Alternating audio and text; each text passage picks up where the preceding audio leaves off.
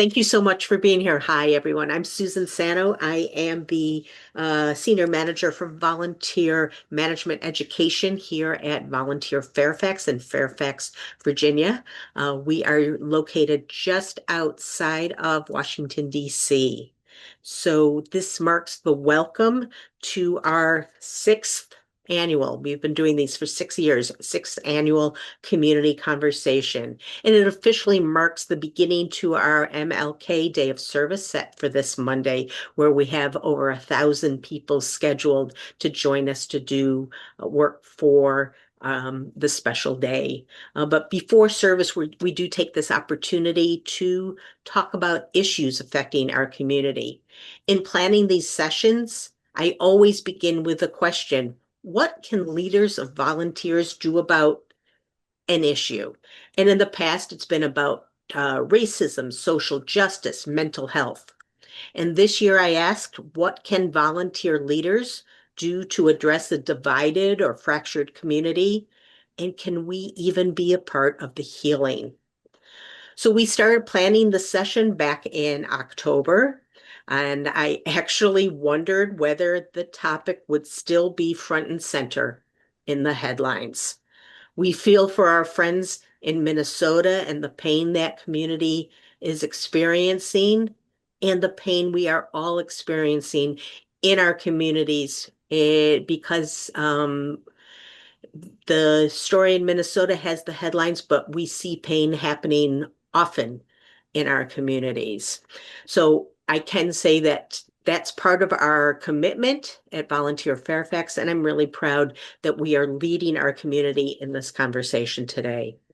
We're going to be talking about community healing, examples of healing, and then we'll shift to talk about bringing healing to your own community. Let me direct you to the chat area where so many of you have been putting in your name and where you are, etc. This is the place to ask questions to the speakers, questions to each other, comments, reactions. That's our action area. So I just wanted to make sure that you know that that's there and encourage you to be a part of the conversation. So with that, I want to say thank you again for joining us. It's really a very exciting day. And I want to welcome Jennifer Williamson, our CEO, for a few opening comments. Thank you, Susan. Uh, Good morning, everyone. I'm Jennifer Williamson, CEO of Volunteer Fairfax, and I'm really glad you're all with us here today for this important program. Here at Volunteer Fairfax, we think a lot about our role as part of the social fabric of the community, and part of that is its civic infrastructure. Volunteer centers like ours sit where people, nonprofits, governments, and businesses meet. We help turn good intentions into real action, and we help people stay connected to their communities in ways that matter. Volunteering is a big part of how connection happens. It's one of the most practical ways we can keep people engaged at every age, in every neighborhood, and across every background. And it reminds us that community isn't something we watch, it's something that we participate in. I also want to say a sincere thank you to Weave the Social Fabric Project and to our moderators, facilitators, panelists. We're grateful for your participation and for your leadership with today's program. And with that, it is my honor to introduce our program moderator, Frederick Riley, Executive Director of Weave the Social Fabric Project. Frederick, over to you. Good morning, and thank you so much to everybody for joining us, and a special thank you to Jennifer and your entire team at Volunteer Fairfax. I'm Fred Riley. Jennifer introduced me as Frederick, but I think my mother might be tuning in, so I make sure I say Frederick, or I'll have to hear from her later about this. I'm the executive director, and at Weave, we focus on a really simple but urgent question: how do we build trust, bring people back together at a time when people feel isolated and loneliness, and it's really easy to mistrust institutions, but more importantly, our neighbors. As we move into the ML King celebration, many of us will be thinking about service. We do it, some of us do it just for the one day. But Dr. King spoke explicitly about the beloved community. And that is an ideal to admire from the side, but something that we should do in how we live every day, how we serve and how we see one another, how we treat our neighbors. this framing really matters right now because across our country, we are met right now with a bunch of different crises at the same time. The crisis of loneliness and isolation are rising. Trust in one another, which is, I believe, the glue that holds our society together, is all eroding. And even as service remains a real force for good, it has often become more transactional, more focused on outputs than relationships. We count hours, we track number serves, the number of meals that we deliver to people, but never or not too often do we ask, are we building relationships? Are people a little more trusted? Are we connecting the communities that we're working in? The truth is, really, our communities don't need more service opportunities, but we need more places and practices that help to rebuild trust, that bring us back together, that help people feel seen, valued, and that they're a part of something much larger than themselves. That's why today's conversation is really important. We've invited three local leaders who I'm just really impressed with, Jordan, Samantha, and Travis, from different parts of the country who are rethinking volunteering, what it can look like. They're designing service not just to meet the needs of their community, but to also rebuild trust, restore dignity, and create a sense of belonging, which is something we really need right now. My hope is that as you listen, that you're not listening for the inspiration, but for the practices. They're going to bring some real nuggets that you can do in your work as you are going through the next several months into the year. Small shifts that you might try in your work, especially as we are moving into the days ahead. My belief is that the beloved community wasn't or can't be built all at once. It's built through how we show up. It's built through how we design service, but also how we invite people into relationship and trust. I hope you're excited about the conversation because I am as well. And I'm going to pivot to Jordan for the first question. Jordan, back when you were 14, a group of volunteer mentors helped to pull you out of a season of isolation and led you to a life of weaving community for young men. You're now the executive director of Journeyman in Raleigh, North Carolina, where you help teenage boys step into manhood by cultivating spaces where boys and men can connect, play, and grow together. And Jordan, I'm a fan of your work. Tell us a little bit more about how you were transformed by mentors and how you're helping young men to weave community, how you're helping weave community between men and boys in Raleigh, North Carolina.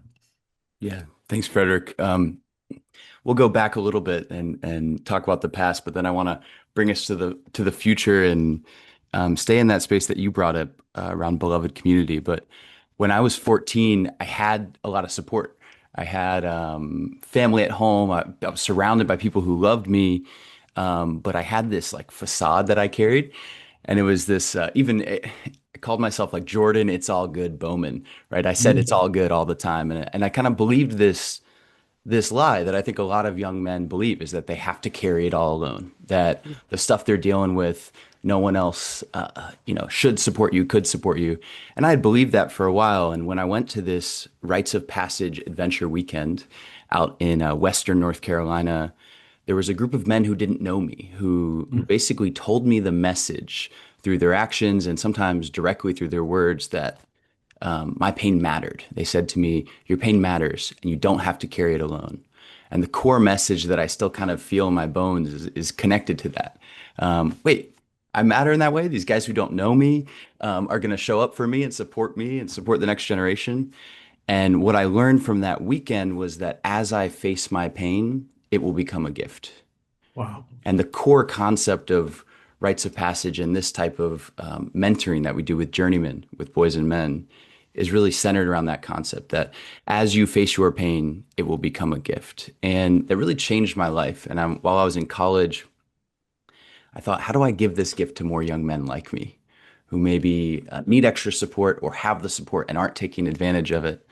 And I get to provide that for young men and for men alike. And when I think about the work we do now, right? We play games. Like I was saying in the chat earlier, we play basketball. We were dunking the basketball the other day on a 7-foot hoop, and we do goal setting.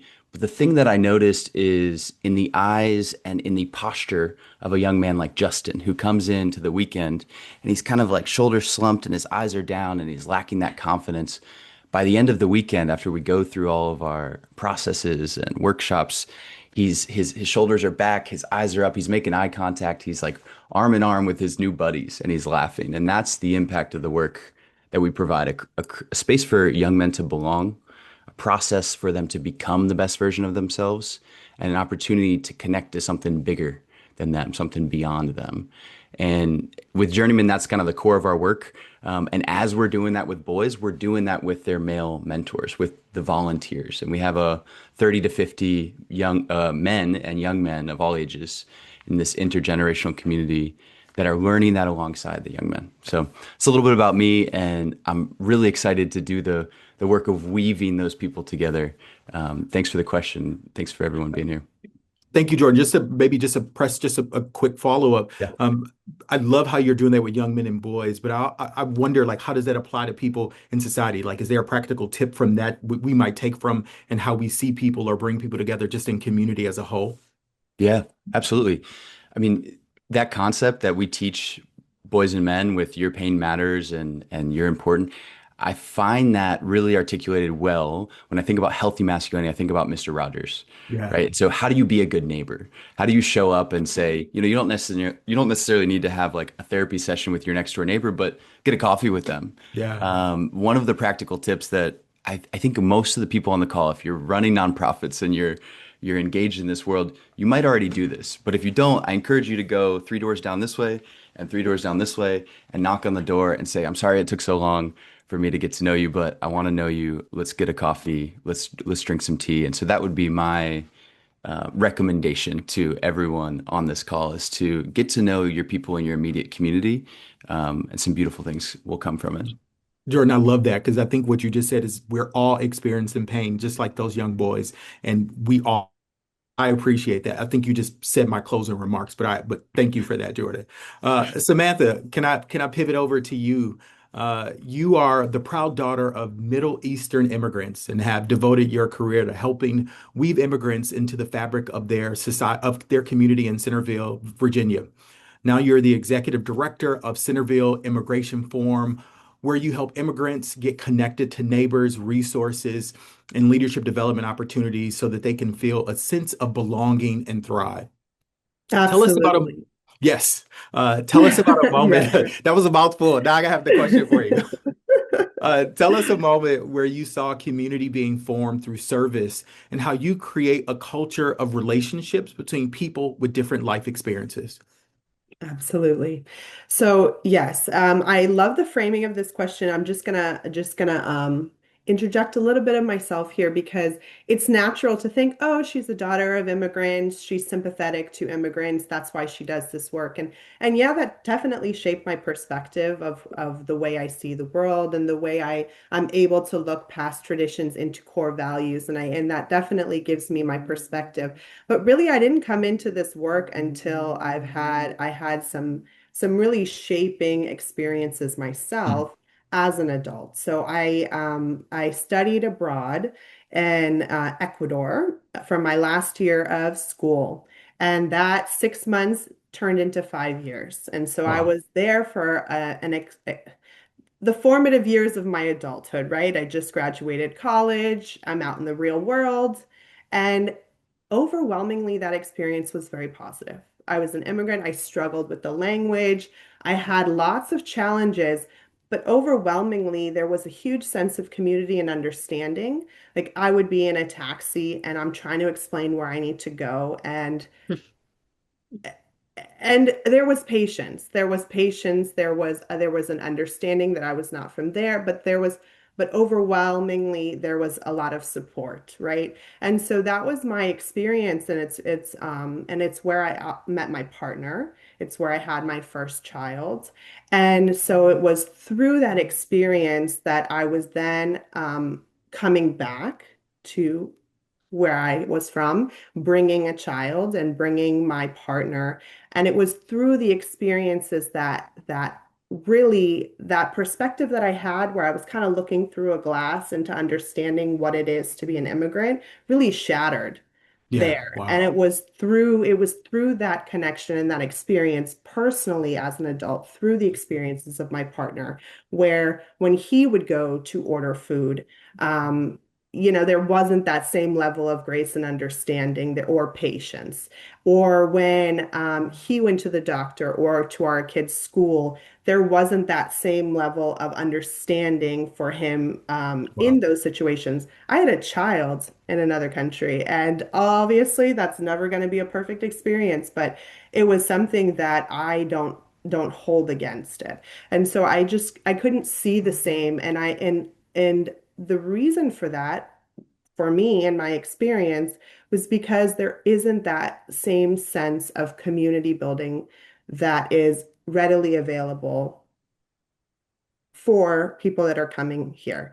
And so that is what got me into this work and got me into what I do. And so when we talk about the work that we do at Centerville Immigration Forum, it very much came from that sense of community building. So we were founded in 2007. We're a group of individuals who've lived in Centerville for the most of their lives, started to see an increase of people waiting on street corners. And they were like, why? What are they doing here? Why is this population growing? What do they need? And instead of just saying, oh my gosh, get them out of here, they really went and they talked to these people and they said, hey, I've lived here for 20 years and this is new to me. So what's up? What do you need? And that's really when the community started to understand that day laboring practices or temporary work practices are our traditions in other countries. It's something that happens, and so they were able to organize and say, this isn't safe. People want to work. They want to have a space where they can do that. And so they were able to organize and build that community, understand the needs, what are the barriers for work, and create a space where individuals can come. And so that's the space that we maintain. That's the vision that we continue to build. And through our work, we're able to bring in community members and volunteers together in a space where we're mutually building a sense of ownership for our neighbors. Yeah. Samantha, I love the work that you're leading, and there's so many nuggets of seeing yourself through the experiences of other people, which builds this mutuality, but also empathy. How tough is your work right now, given the climate of our country? I want to make just a little time for you to talk a little bit about that. Absolutely. It's very difficult. I think it's always been difficult, but right now more than ever, I think we are already, as we heard in our intro, a divided country. I Yeah, think the division continues to be sewed deeper, and we and it's really because do not understand the core values of our neighbors, of the yeah, people who live in our community. And so it is a challenge. Um, I we want to say her name, Renee Good, but we also want to acknowledge that Renee Good is not the only person that is being um, victimized by these systems of oppression. And that was something that we saw on camera. And you can imagine how many things we are not seeing, that are yeah. not being filmed and that are not being documented and not being recorded. And so it is a very difficult time. And it's a time where I've seen more people actually step into their community rather than Yeah. back away. And that does give me some hope. Yeah, that gives me a lot of hope as well. Thank you, Samantha. Travis, I'd love for you to join me for a question. I think all our panelists are amazing, but I talk about Travis and the work of kinship all around the country. So I'm super excited to spend a little time with you. Travis, you're the volunteer and training manager at Kinship Community Food Center in Milwaukee, Wisconsin, where you bring people together around food and connection. In your recent years, your organization has actually changed its name from a food pantry to a community food center to emphasize that your mission, first and foremost, is to build relationships, about the relationships that are formed and that everyone has a gift to share. I think you're doing some of the most amazing work I've seen. Tell us a little bit about why you all made this shift and how you bring people together through food and service at Kinship. Yeah.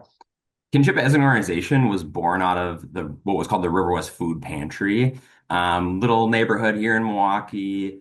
And for 40 years, it ran out of the same basement we're in today.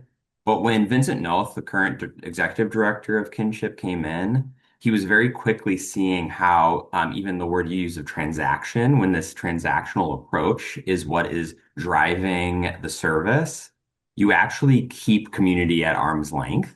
Yeah. You look across the table or as you're handing the bag of groceries or the box of food, and you're already saying, you're different than me, you're other than me, this is us and you, or me and you.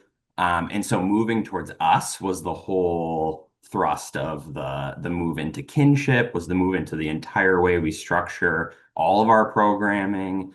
And so today, when you walk into our food center, you are not going to see lines. You're not going to see bags of food. You're not going to see boxes. You're not even going to see a clear, like, there's the volunteer space. There's the folks receiving food space that just doesn't exist.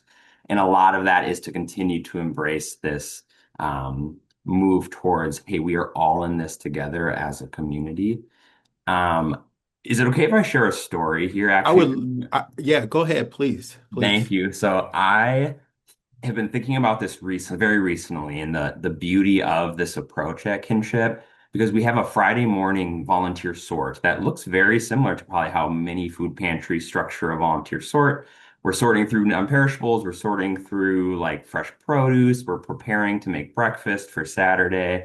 But it's also like for me the most beautiful picture of what happens when you start embracing this like us, like we're all together, everyone has a gift to receive because the folks that are the volunteers of that space could not be coming from more different backgrounds. Yeah. In Milwaukee, we go back and forth sometimes Detroit for who's the most segregated city in the nation.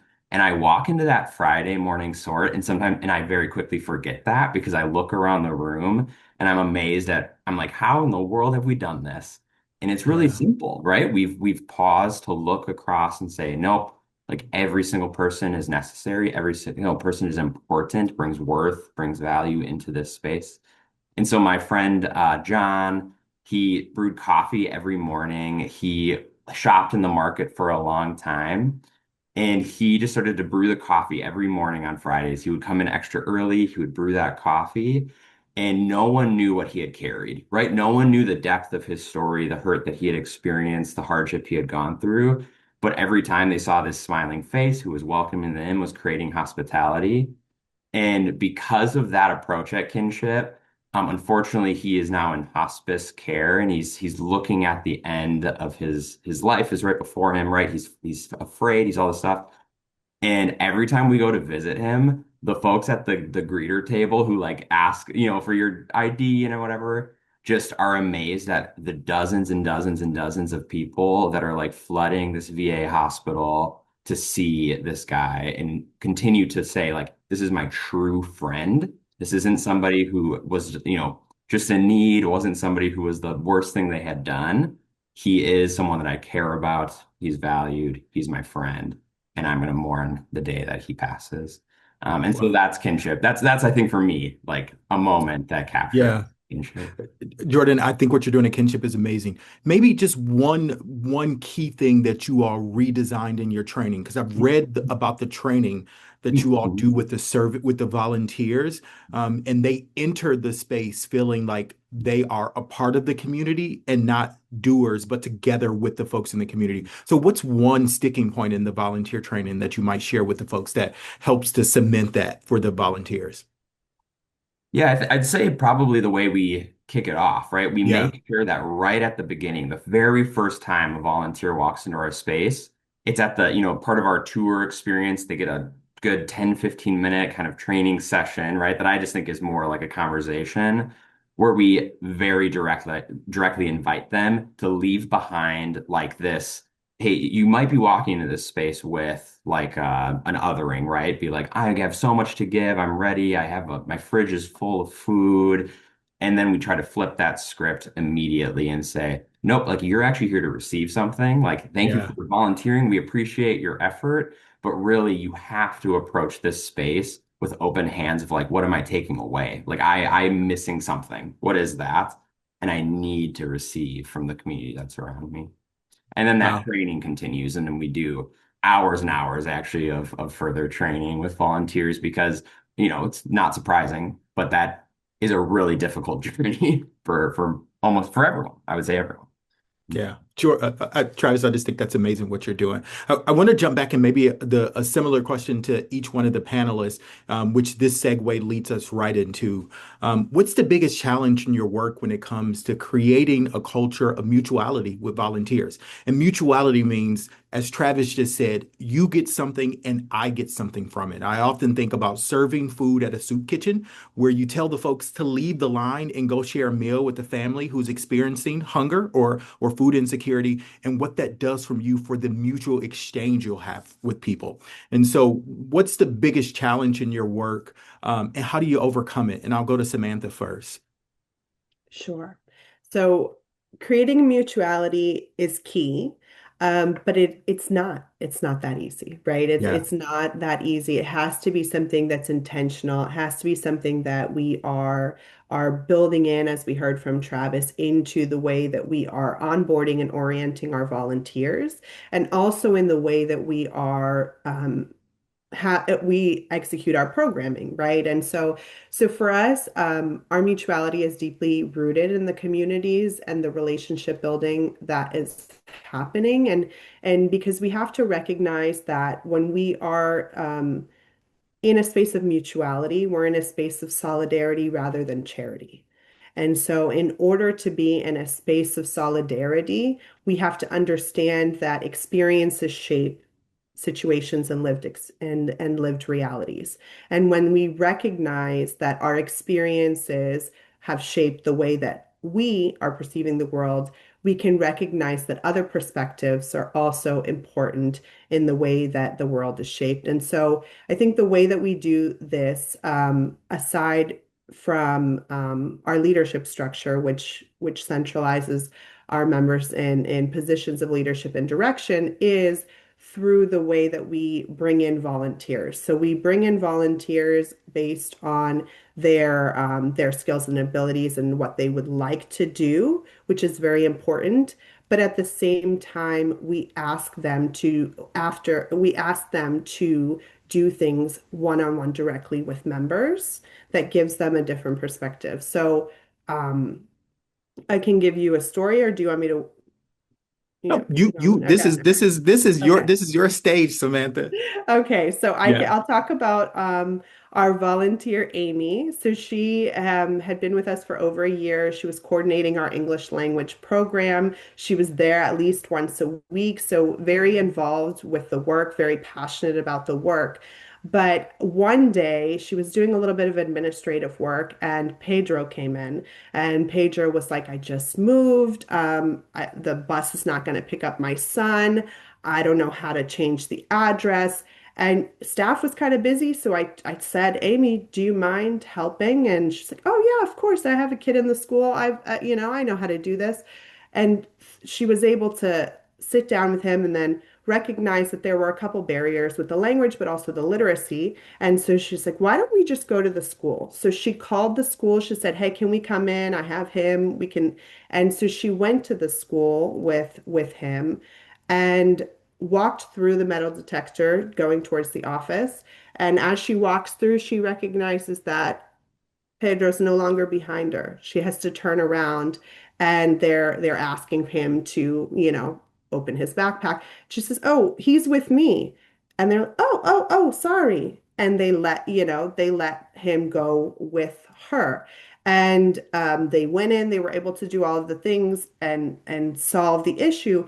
But it was really that experience, that sense of being with someone, accompanying someone in these tasks is really the transformative piece and that mutuality piece, because we always think we know everything, including myself, but our perspectives really do shape the way that we think, and recognizing other perspectives is really key to that sense of building community.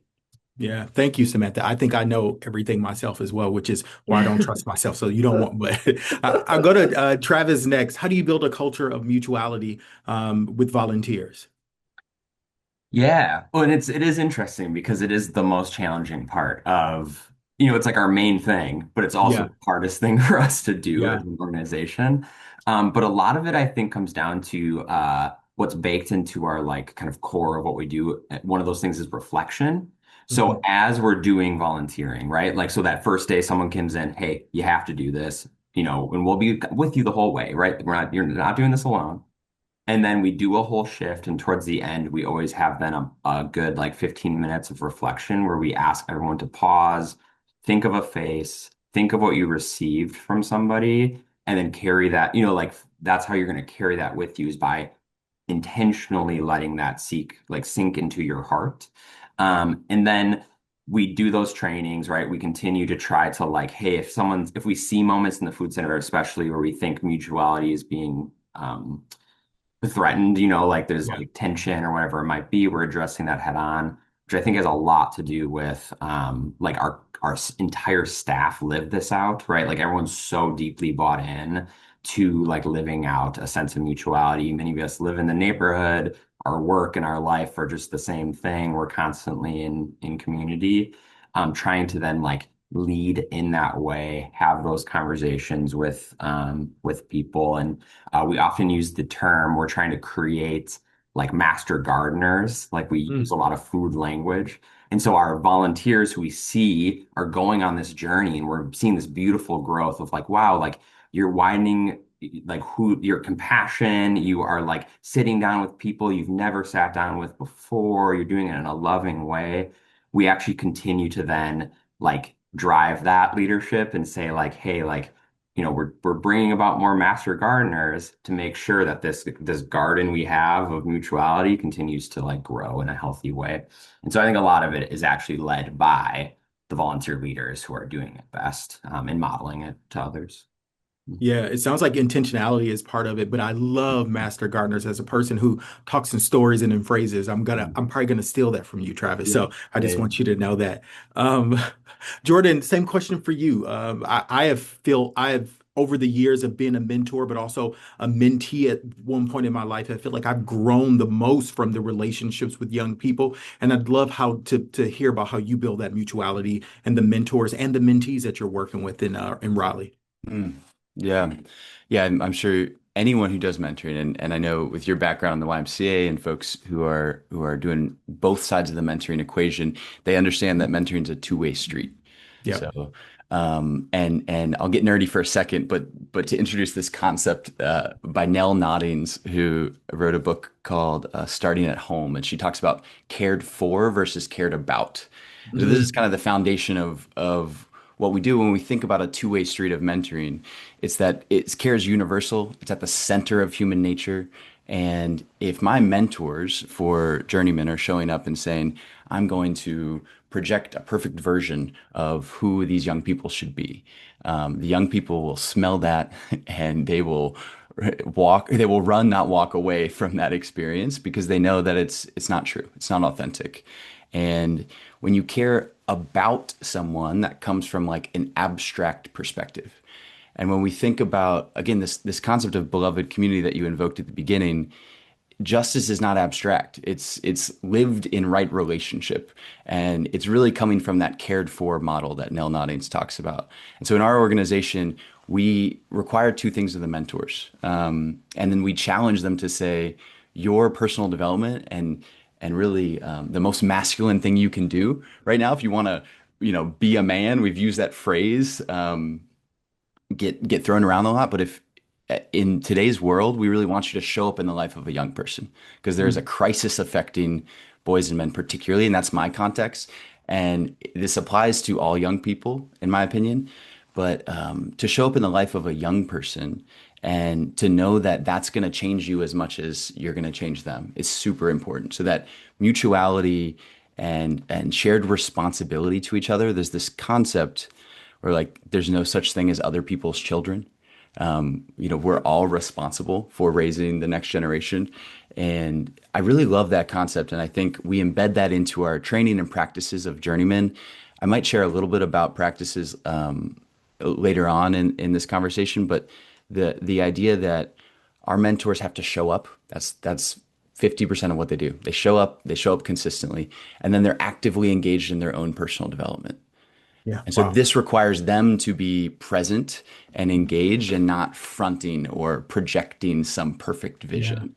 And so when the young people see them being real, it's sometimes the first time they experience an adult in their life being real and authentic.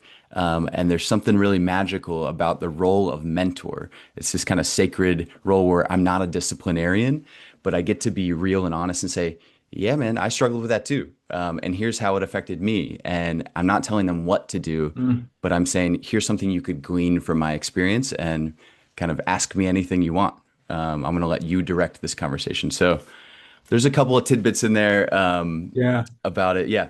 Thank you. Yeah, Jordan, that's amazing. I think what I gleaned from that is number one, the vulnerability of the mentors, which is super important. And if you're going to be in right relationship with somebody, but also this responsibility that we all have for one another. And if there's something you walk away with, I think as we think about service or anything that we do, that we are responsible for our community, our neighbors, and so forth. So thank you for that. I think it's super important. I would remind everybody the 110 people who are logged in that at the end, we're going to have some time for questions and answers. And so write them down or put them in the chat. We'll get to them at the end.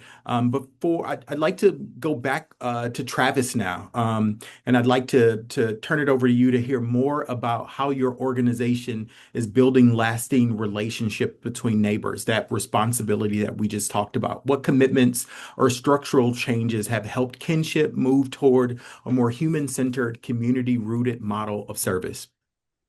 Yeah, I immediately think of just the way we designed the market and like the flow of the space as being the simplest way that we started moving towards like neighborhood connection.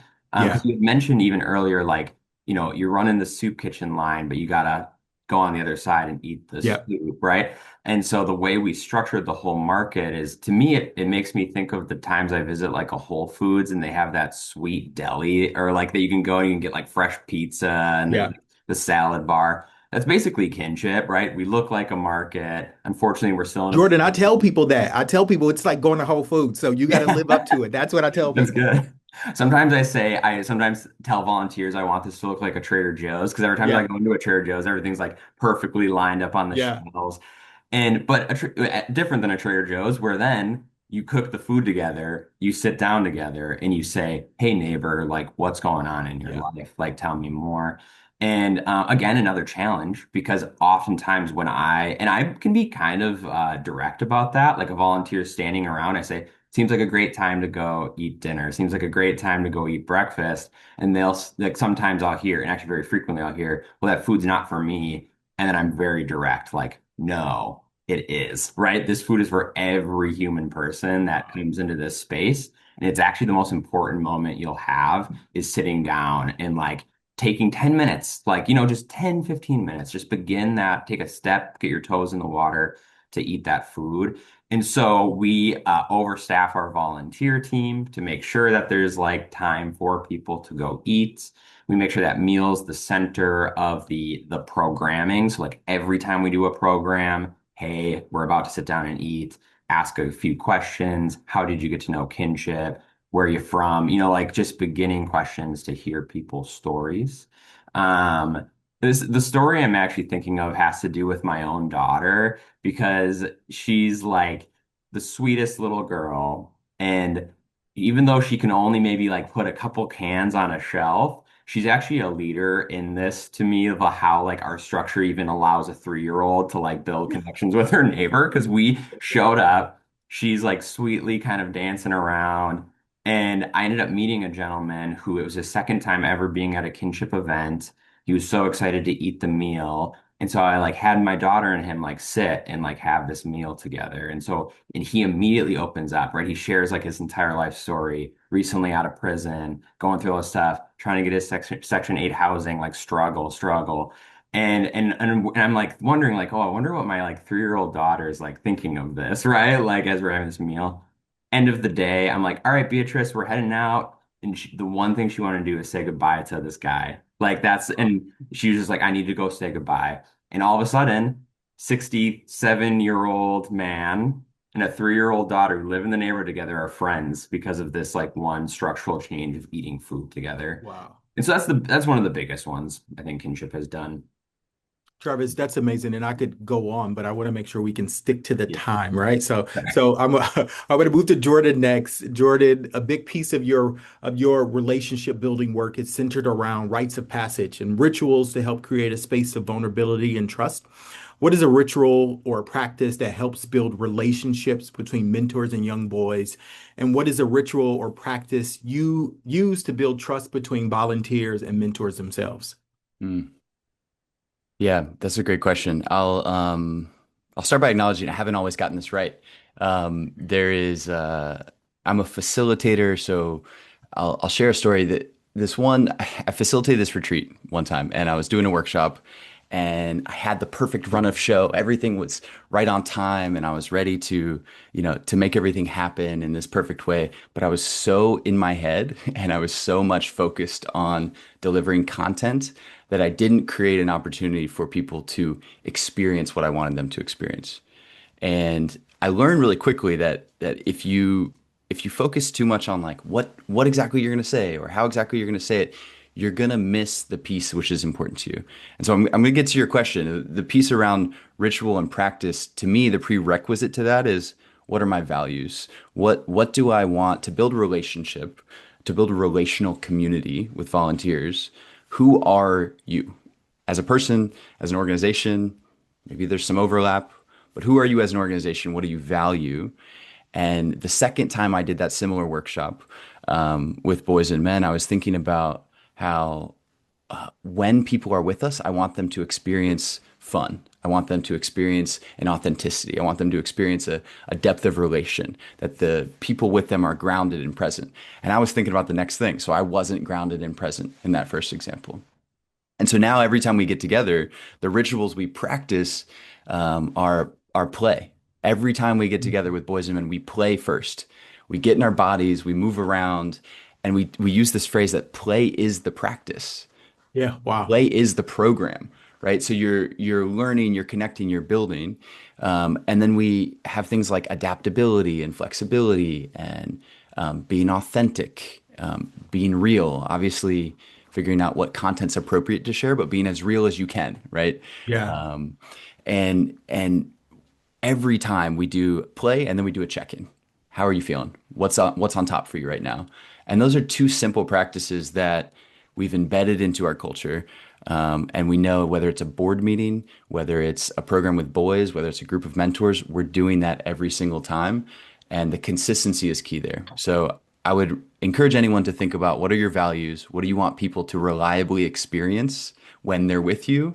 And then create some sort of embodied practice that facilitates that. For us, it's play and an emotional check-in. Jordan, I really love that, and I want to tease that out a little more, but I want to make sure we stay on schedule. But I love the idea of Yeah. play. I need to infuse a little more play in my life. I'm a little stuffy sometimes. Samantha, I want to shift and talk about stories. You infuse storytelling as a way to in your volunteer opportunities to get people to know each other a little better. What impact on the storytelling and story sharing what impact have you seen through the work? So I think I talked a little bit about Amy, and so that is one part of it, but it's really based on trust. And so, in order for us to be able to have these beautiful stories and have that sense of mutuality where our members, we call our program participants our members, where our members are also having a sense of leadership and a sense of leadership development that empowers them to not only share their realities and their stories, but understand why that's important and why that's transformative. But all of that is built on trust, right? So Yeah. we have to first invest in the trust that we've been able to establish in the community. And this trust is is built through the participatory process that we have of our members and really understanding what those needs are. Because we have our values and we have, which are opportunity and acceptance for all. That's pretty broad. So we need to understand really what the experiences are and how things can shift to be able to respond and react with our community and continue to build that trust. So 56% of our volunteers are actually program members. Wow. So they're not only program members, they're also volunteers. So including our programs into the work of volunteering and have other volunteers that are not program members work alongside them gives that sense of ownership, but also a sense of trust for the community that may not know us very well, so that there is this kind of diversity of individuals who are able to support them. Um, and I think that that's really key is building the sense of leadership within the population that you are serving, and also bringing them into these spaces of leadership and also of service, so that it doesn't look like that it's just one versus the other. And then the storytelling is just kind of natural. Obviously, we can help facilitate it in some senses, but that one-on-one personal interaction and through the participatory process, volunteers are hearing other responses to the same question, and that's just kind of an organic way to do that. Yeah. Thank you for that, Samantha. And I could tease more out of that question too, but I think we'll go on for a whole nother hour or so about storytelling. I want to remind everybody who's there in viewing today to put questions in the chat. We will hopefully get to them in a couple of minutes, but I want to, in practical terms, I want to ask one question, a question of everybody. There are probably a lot of volunteer managers or coordinators who are on the Zoom today, and they're wondering, like, what can we do to start weaving stronger relationships in the work that we're doing and how we're corralling and supporting volunteers?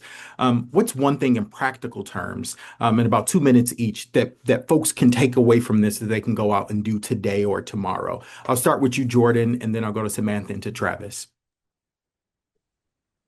I think I've mentioned it in every answer to the question, so I'll just triple down and Say it say again, Jordan. Say it again. read intently about the social vision that Dr. Martin Luther King put forward around beloved community. Yeah. Everyone belongs. Justice is embodied. There's a relational context. There's many elements to that I think inspire me, and I couldn't say it better. So read it, check it out, and think about how to incorporate that into your relational care of your volunteers. Wow. The second piece is know who you are, know your values, and think about embodied practices that you can commit to, ritual that you can commit to around that. And then the third thing, I had a third thing. Ask yourself, ask your volunteers, are you giving in a way that's life-giving for you? Wow. And make sure you're not extracting from them. Ask them regularly, are you giving in a way that's life-giving for you? Because it needs to be mutually beneficial. You're going to create burnout if you're not asking that question. Wow. Samantha? Sure. So time is precious. I could be doing any job. Our volunteers could be doing anything at that moment, right? But they are choosing to be there. They're choosing to be there. And we are choosing to do this work. And that's because our work is gratifying. It's good. It feels good. It's transformative. And so recognizing that we are able to spend our time in a way that changes lives is is something that you can't really put a price on. And so I think to kind of make this practical, it's like it's investing in the spaces that we're creating, in the programs that we're creating, in the relationships that we're building, so that people can understand that they're giving their time, and they're also shaping and changing lives. And we're able to do that through our work because we are recognizing that there's a need. Ideally, in a perfect world, we wouldn't need any nonprofits, right? And that's the mutuality of it.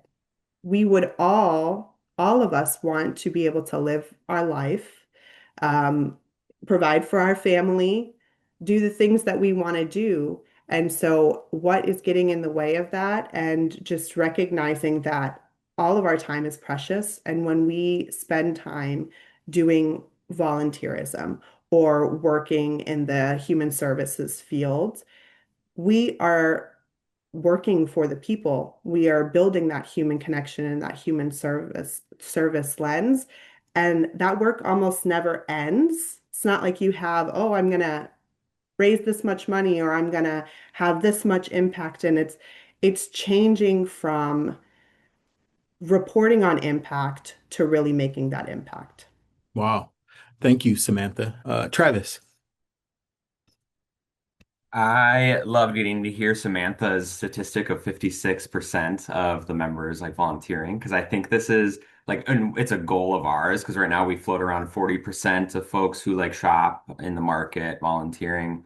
But I think a practical step is even like brainstorming if this makes sense in your space to like, okay, have we actually just kept kind of this like clicky feel, to like our volunteer team, or does our volunteer team look like the population that we are serving? And I think that's a great question to even just begin asking, like, okay, do we look like the spaces we're in? Do we look like the folks that we're serving? And then how do we move there? And then this one, is sometimes a comedy in our office because we talk about how efficiency sometimes is the threat to like human connection. Mhm. And so and this is so hard for me because I love a good, efficient like project.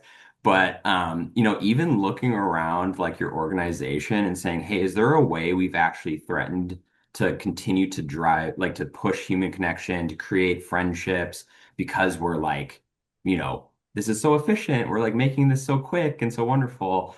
A really quick example from kinship is we do this thing called double bagging bags, where we quite literally take a bag, plastic bag, and put a second plastic bag in it so that it's stronger for like folks who are filling it with canned items. And we had floated an idea of like, oh, let's just get like these stronger bags and we don't have to double bag them anymore. And then we like went into the food center as we were like observing this process go on. We're like, wait, every single time we're open, there's 20 people standing around a table double bagging bags. But if you look at that, you miss that there's 20 people standing around a table laughing and sharing stories and saying, hey, how was your week? I didn't see you since last week. I heard about your ma. Is she doing okay?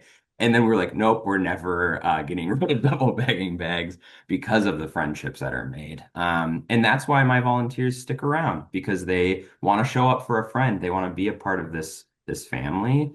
And they usually made that friend because they were doing something kind of silly, like, mopping up a puddle in the hallway or double bagging a bag around a table. Uh, Travis, that's amazing. And I actually got a picture of what that looks like in my head of the 20 people standing around building relationship and community. And as David Brooks will say, how to know a person. I feel like you all have written a blueprint for that in the work that you're doing there. So there's a couple of questions in the chat. And so for all the panelists, and you all jump in or chime in or fight over the microphone, how do folks how do you all recognize volunteers, show appreciation, and how to link it with building community?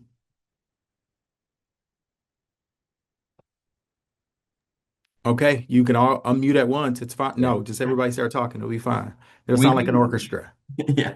So we do like a very concrete appreciation program. We don't call it that publicly, but if you run our Salesforce report, at 10 times you're getting a kinship t-shirt, at 20 times you're getting a kinship mug.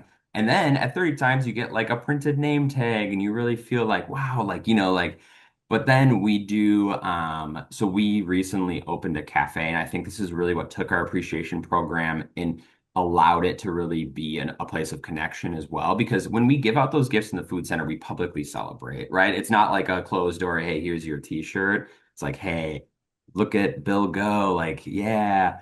And then when we opened our cafe, now we actually have a way of like, hey, like here's a $30 gift card. Take somebody out to like lunch. Oh, And wow. now we're actually getting to see like that gift be received and be like, sweet, like I'm really glad I'm being recognized for my time that I put in here. But also now I get to go like treat another volunteer friend of mine or introduce someone in the community to the cafe and have a good breakfast.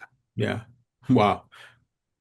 I'll just Samantha, Jordan. Yeah, I'll just jump in here for my experience in entrepreneurship, and really think about the user or the customer. Nonprofits don't use this language, but what do they want? Like really, when you think about recognizing them, ask them. Don't assume you know. Don't send them like a thing that they don't want. I mean, everyone does appreciate thank you cards. I'm pretty sure that's fair, but don't assume that. Ask them. Don't buy them a trinket unless they really want it. And that would be my reminder is to really stop, pause, and ask, what do your volunteers want? What would they appreciate? Yeah. And I think one of the things that we tried to incorporate in our volunteering appreciation is having the volunteers themselves kind of be part of that. And so that's a little bit into what Jordan was saying. But what we do is, the superlatives, the most likely to, we try to do that every year at the end of the year when we're doing our annual meeting and our holiday parties and incorporate that. So most volunteer hours, a volunteer most likely to show up late but stay longer. These kind of fun things, and we let the volunteers themselves kind of choose the categories that we're recognizing. And so in addition to a standard gift that everyone gets, they're also getting these kind of personalized gifts where the volunteers are being able to input on that as well. Yeah. Thank you, Samantha. I think we have time for one more, and I will ask this question and not respond because I have a visceral response to this, but I won't say it. It says, what would be the effective way to apply these ideas to volunteer groups who come in for one day of service? Often people who work together, they may be there for team building. What does the nonprofit want?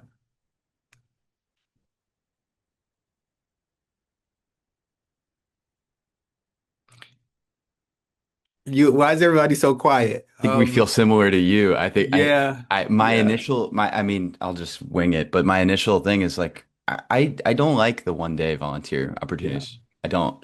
I think it's a start, and I think in a lot like if you think about again, I'm gonna use cold business language, but like a sales funnel, right? They might yeah, be at the top of the funnel, yeah, and you might engage them in more communal, relational giving at some point. So you can think about it in that context, but I think all of us on this stage are building really deep relational communities. And so I opt out or kind of steer away from those 1 day volunteer opportunities. If you do it, really help them understand who you are and why it matters. Help them understand your values. Think about what you want them to experience with you, and know that this is just a hook to a more meaningful relationship, or it's a start. That would be my advice. Yeah, and I think even that's like exactly what Jordan's saying. Like we limit the size of the group in our food center. Like it's about 10% of the volunteers. And so really it's like there's still 90% of like the folks that are just nearest and dearest to us. And then it's the hook. It's like, hey, like, and it happens really frequently is when we put those volunteer groups and just like mix them in. Sometimes there'll be some frustration from volunteer groups because they'll be expecting to all be together. And then we just like divide them up and like send them all over the food center. But then that's how we capture like returning volunteers oftentimes. Like some of our like greatest, one of the most wonderful connected volunteers have come originally as volunteer groups. But I will say it is one of those things that's complicated because and actually again something Jordan said that I think is interesting. I want to think about more. It's like, what does the volunteer group want? Even having that question at the beginning, it's like, well, do you just want to pop in and like do some work and do a photo op and like leave? Or is the intent of this to like dig in deep? And then I've even gone to organizations beforehand and sort of presented on like our model to be like, is this, like almost making sure like, is this what you're hoping to get involved with? And seeing beforehand if that's what they're interested in. Yeah. I would say I'd love people being introduced to service. I think it's important and it might be the hook that'll bring them further down the road. But if you're thinking about connection, if you're thinking about building relationships, if you're thinking about how you build trust in a community, it's all repetitious. It is the showing up multiple times that connects people. It's the showing up multiple times that cements relationships. And so I love anybody who's moving people to volunteer, but I think you got to think about like how do you get them from attending church to essentially joining, right? And then evangelizing. And if you're doing that, I think it's like you'll be able to hook them in. Listen, folks, I think we're at our time, and I'd love to just thank Volunteer Fairfax for allowing me to help to conduct this conversation. But a special thank you to Travis, to Samantha, and Jordan, just for their honesty, their generosity, and the leadership in the work that you're doing in Ohio, in Centerville, in Milwaukee, and in Raleigh, North Carolina. You all are really helping to change, but also to connect the disconnected society. I hope everybody who's listening walks away with something. This understanding that a beloved community isn't built in one day, but it's built with one relationship. It's built through acts of mutual care, and it's built through people showing up. I often tell people when I'm ending a conversation that there are a couple of things you can do as a citizen. One of the easiest things you can do is to recognize everybody's humanity. So if you walk through the streets, smile, look them in the eye, and say hello. It makes people feel like they're connected, that they're seen, and it becomes contagious because when you look at them and do that and they smile, they will do it to the next person. The second thing is I'm going to take it from Jordan. Knock on the door of the neighbor or the people up the street and say hello, share a cup of coffee or maybe some wine. It's important for people to know that somebody else is out there, and you never know what relationship you can build through that activity because we all need each other. The third thing is a little deeper, is to find an activity to volunteer or get involved with. You build relationships, connection, and you get to solve some really cool things in your community along with the people that you're working with.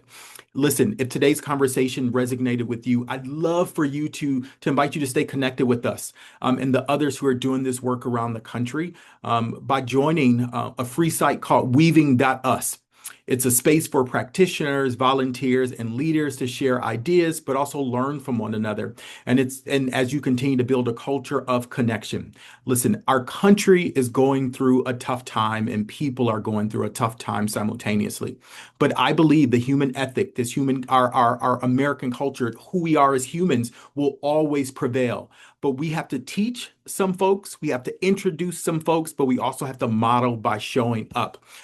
With that, I'd love to bring next Levon Williams, who is going to guide us through our next session.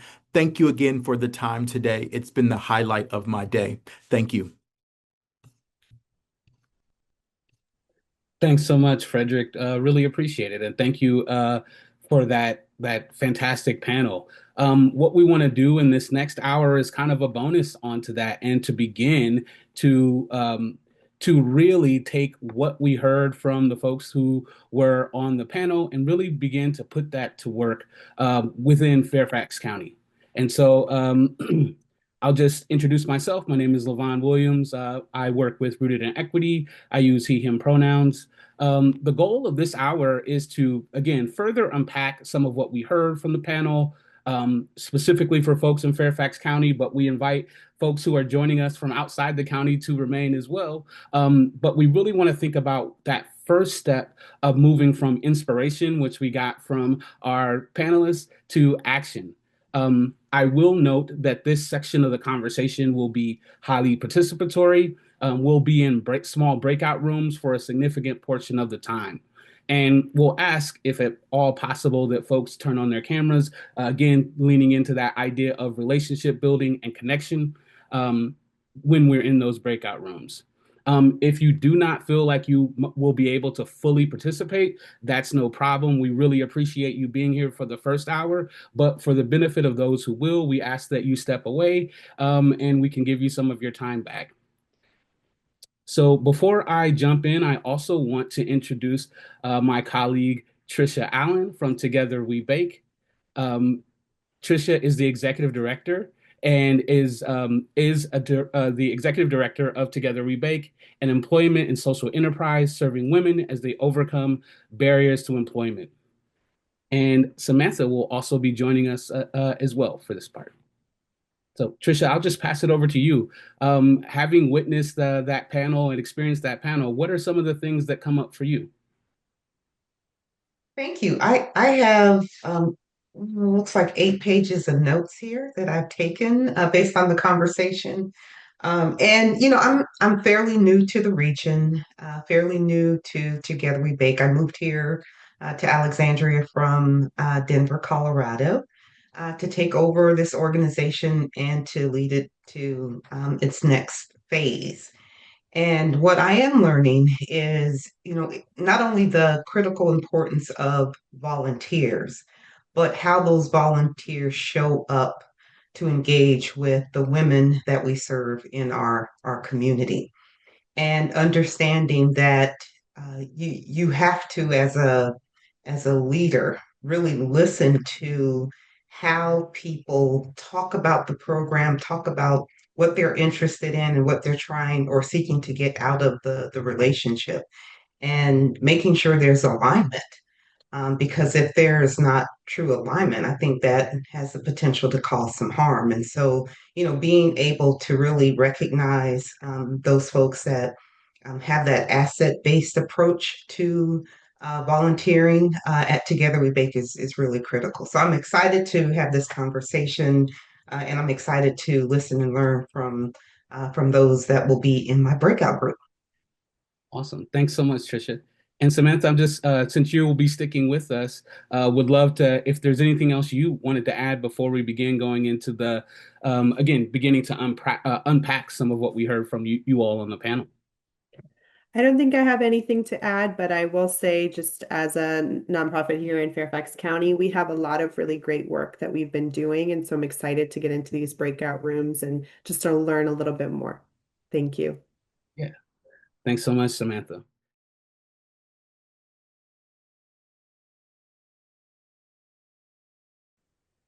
Welcome back. Welcome back again. I'm going to ask, if at all possible, if folks could leave on their cameras for this full group debrief so that we have an opportunity to see each other. Thank you all for taking that time to engage with folks within this community, unpacking all of what we talked about in the panel discussion. And so often we leave these kinds of events really inspired and really ready to go and do the next thing, but it's very easy to not take that into action. And so this section of today's program was really meant to give everyone that head start for that first next step that you want to do. And so I just love to hear from a few of the breakout groups about what you all discussed, what came up, and how did it feel to be talking to other folks in your community about this? And anyone can feel free to come to you. Yeah. Go ahead, Trisha. Go ahead and start. So it was a lovely conversation. There were a lot of things that, it's kind of like talking to the choir, because, we're all nonprofits really focused on doing some really hard, important work in the community. We talked a lot about really looking at the client perspective in our work, and how to make sure that we don't have the us versus them mindset or scenario or experiences happening within our organizations. We talked a lot about how to we focused on Fred's last comment of how do you move people from their first time attending church to becoming a member of the church, and then to be evangelists in the community. And what does that look like for different organizations?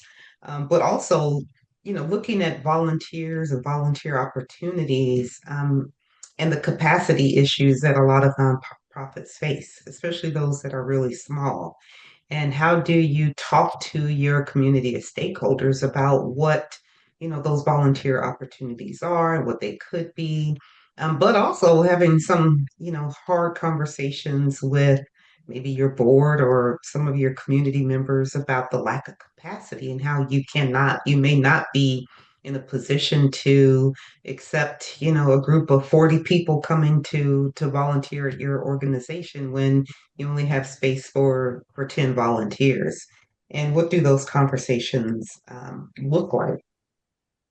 We also talked about the culture of mutuality, which is, really important and is grounded in our work. And then also the volunteer, when we talked about like, what did you hear that was new? The volunteer appreciation piece, we spoke a lot about that. And, how do you have those conversations to collect the information from your volunteer network about how they want to be appreciated, and then making sure that, you match that need. Um, so that's kind of what we talked about. Great. Thank you so much, Trisha. Appreciate that. I think one piece I want to uplift that you talked about are those kind of conversations. A lot of times we are thinking about volunteers we're engaging with, but what about these volunteers that are actually part of our board of directors, and what do those conversations need to look like? Are we taking the time to really think about and address that as well? So thank you for raising that. Would love to hear from another group. What came up? How did it feel to be in conversation after such an inspiring panel? I can speak on behalf of the group that I was participating in, and so we had a couple, two others that were from the Fairfax area, but we also had the perspective of Edgar, who is not from this area, and so that was wonderful to be able to kind of hear that perspective and think about application here locally as well. So it was a good conversation. Many of the things that Tricia talked about, we also honed in on, certainly that mutuality and setting that stage of solidarity and charity, and how best to do that, and helping volunteers to really kind of understand what they want to gain from their volunteer experience from the very beginning, so that there's kind of setting that framework at the very beginning for them. We also talked about kind of ideas maybe that we could that we thought would be good to integrate the volunteers into the work that they're doing, and more personable in friendships. Talking about that, we talked about reflection a bit there, and the intentionality that needs to be behind the reflection and the questions that you're asking.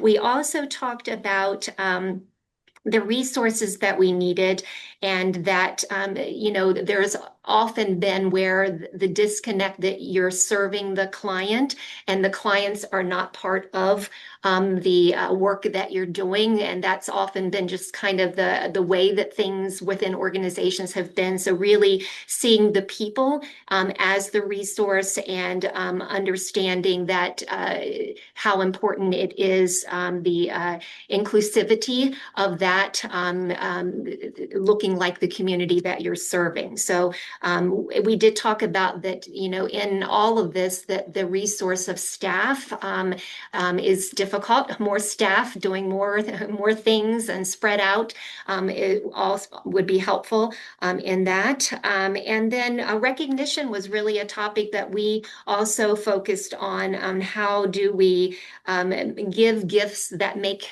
people feel, and the volunteers feel special? What kinds of gifts does that look like? And choice. What kind of choice can volunteers have in how they want to be recognized? And so we want to make sure that we're tailoring that and being more meaningful in the recognition that we're providing. So those are kind of the highlights of our group.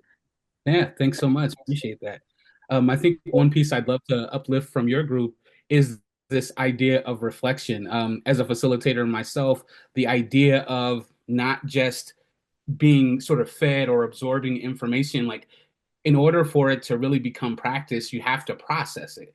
And one way to do that is being really intentional about setting up opportunities for reflection, right? And that's part of why this entire hour of today's session exists, is to get some practice with that. So thanks. Would love to hear from another group. Go ahead, Kate. So we did a lot with the reflection too. So I thought it'd be good to add on to that. And in fact, that was some of our commitments as well. One of the things that stood out for our group was the connection over content. And we had somebody who's trying to also, within their group of volunteers, to make it a safe space, and trying to, how do you keep it as how do you keep the groups in a safe space when there are still divisive things that come up, and so working with that was a challenge. Some other things that stood out were the moving beyond transaction. I really liked the cared for over about. I hadn't heard that before, and that sticks with me. And also, as part of the reflection, is making sure that the volunteers recognize the need to take care of themselves, and getting deeper connections within the group volunteers. And we also had the person who has to work with groups coming in. And so he had a kind of a different challenge than the rest of us and how to connect. So we had some good conversations about that. Great, and that's really exciting to hear. You know, another sort of underlying goal of this is folks to hear what other people are maybe challenged with, and seeing where there might be potential partnerships where organizations can support each other in ways that might not, you know, on a surface be able to be seen, but once you have an opportunity to dig a little deeper, hopefully some of that rises up, and you find those organic ways to work with one another. I So you're not. was having all these great thoughts, and then I remembered that he was in Memphis, and then the other person's in Colorado, and I'm in Fairfax. So didn't, but we're still thinking. Okay. Well, that's great. Well, thank you, Kate. Appreciate that. I think we have time for one more group to reflect.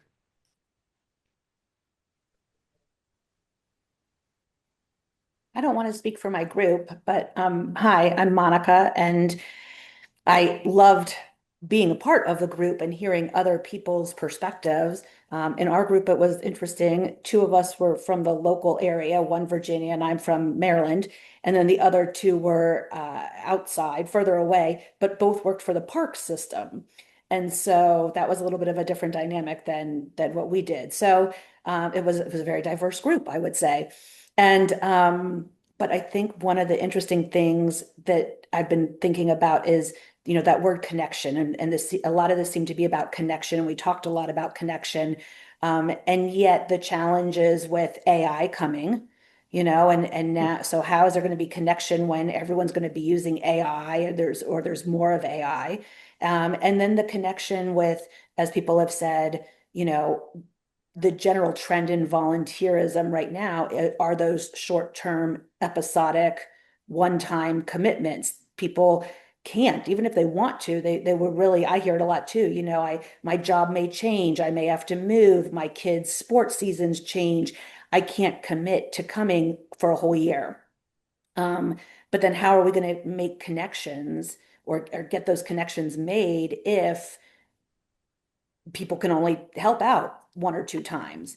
And so, yeah, this challenge of kind of the reality of the time people have versus the intention of making those connections, and trying to figure that out is a little bit of a challenge.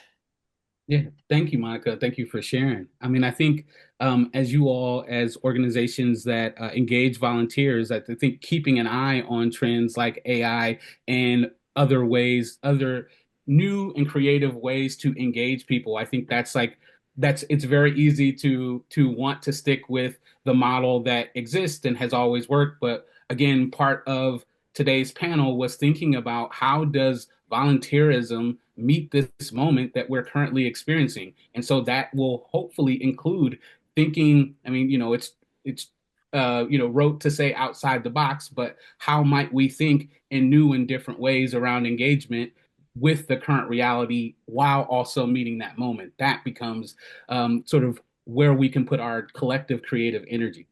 So yeah, thanks for that. Trisha had an opportunity to speak for her group. I just want to check in with Samantha. Are there any other things that you would like to add, just for the good of the group?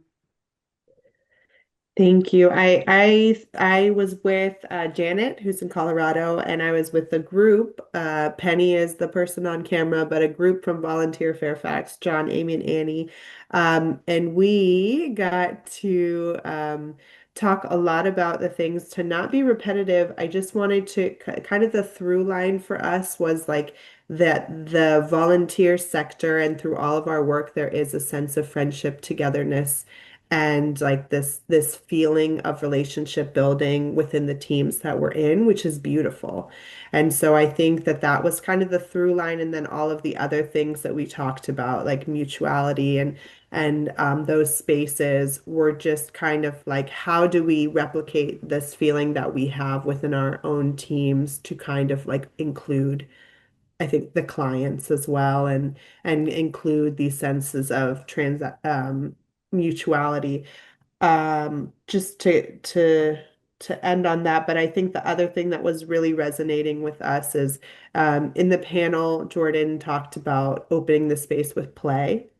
And we can't all just play basketball, right? But we do have the opportunity at the beginning of our meetings to ground us in the space. And I think that's an opportunity a lot of us don't take, including myself, is recognizing that, yes, we have an agenda. Yes, we want to get through our agenda, but also we can set the tone at the beginning with the sense of building that relationship. So I think that was our biggest takeaways. Great. Thanks so much, Samantha. Would love to hear from maybe just one or two people. How did it feel to make that first commitment? If you got through all those questions, that last question was committing to that first thing. How does it feel to be in sort of accountability with the folks that you're in the group with around that? And how might we support each other?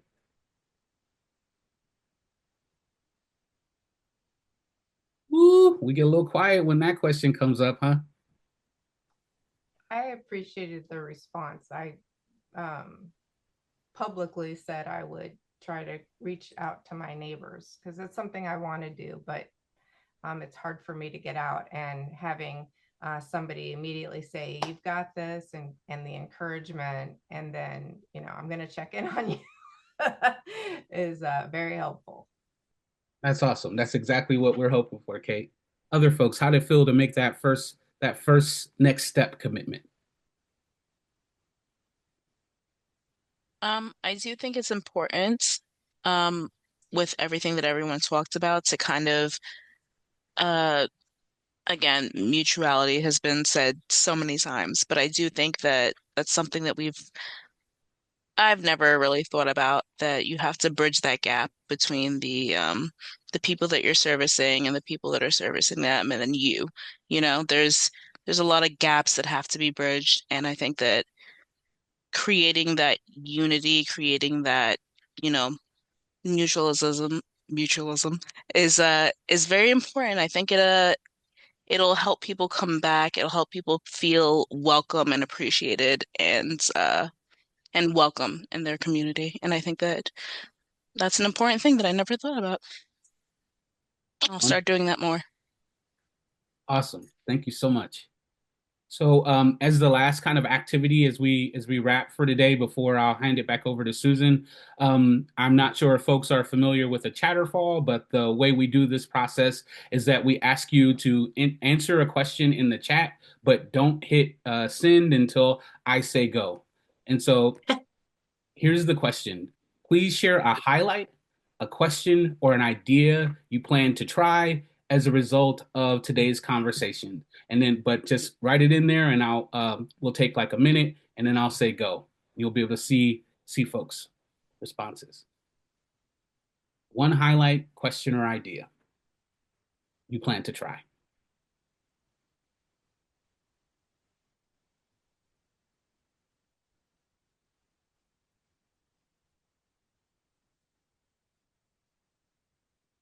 Take about 10 more seconds. Okay, and go. All right. Understand the core values of my neighbors. Introduce more play. Reflect and think of a face. Rereading info on the beloved community. Love it, love it, love it. Building friendships. having more community volunteers and members, and to grab a story from each volunteer. Well, thank you all. Thank you all again for participating in the entire program today, but especially for sticking around and engaging with your community. And I'll pass it back to Susan. Thank you so much. I am one of those people, it's all about the task and a taskmaster, and I'm looking 11:26. Right on time. I love this. Thank you. I just want to remind, I always want to remind myself and tell you our superpowers and the choices that we make. And being a supportive volunteer program, we have the ability to implement some of the things that we've talked about today to make our volunteer program stronger, our organization stronger, and my goodness, our community stronger as well. I want to thank all the speakers. I feel like I'm at the Academy Awards and it's like Fred, Levon, Trisha, Jordan, Travis, Samantha, Trisha again, you got two, whatever. Also some behind the scenes, thank you, Maria and Michael from Weave. They have just been amazing and so generous and giving, and I do appreciate that. Most importantly, two things. One is we are looking for a high five, a thank you that this has been a valuable experience. And in the chat is give us a high five if you have enjoyed today's program. We're looking for a donation of $5, something just simple to say, and we can tell others about, yes, this has been a great program. The other thing that we're looking for is a really strong, meaning real, impactful evaluation. We want your feedback. We will share this not only with our staff and our board and our speakers, but this will be part of the community feedback as well about the value of coming together to talk about issues that we face. And as we wrap up our 2026 community conversation, we get ready for Monday's program, our MLK Day of Service. What it says in my script to say, please register and join us. Sorry, we are filled. We have 1,000 people registered for our MLK Day of Service. So that's the best outcome that we could ask for, is that we are ready to go with some real service opportunities of every generation. And I always find that to be the most exciting thing. Thank you for being here and being here from beginning to end. It's been a really strong showing, and I do appreciate that. Fill out again the evaluation. I will put the link in again because this really will make a difference. But go forth, use your superpower, and have a great Wednesday. Thank you so much.